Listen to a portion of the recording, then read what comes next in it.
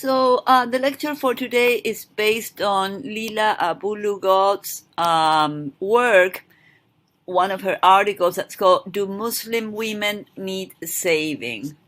Lughod is born in the United States. The father was a Palestinian academic and the mother was a U.S. academic of Jewish background.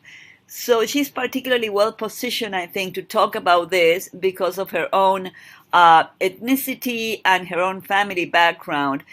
She was also a college student in the United States, and she got a PhD from Harvard in '84.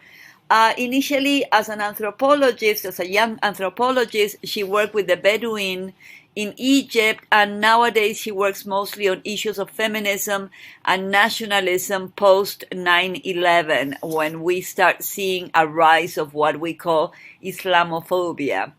She has received lots of awards and distinctions, and in this article, I think she proves that she's a very smart scholar, but she's also somebody that can talk plainly and explain things in a very simple manner.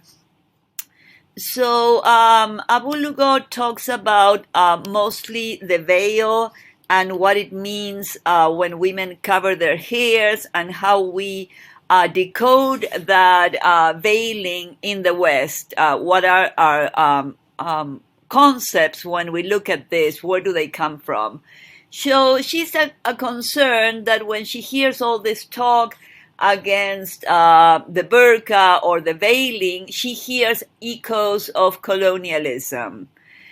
So she says that we heard Laura Bush, for example, when she visited Afghanistan, saying the war on terror in Afghanistan has empowered women. Women are no longer imprisoned in their homes.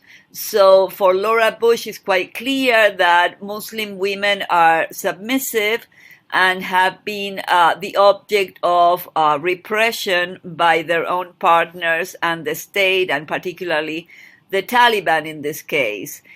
So there's very little to say here about how Laura Bush thinks about these women, except to say that she obviously doesn't think that there was any agency in the way that women stood at home in Afghanistan.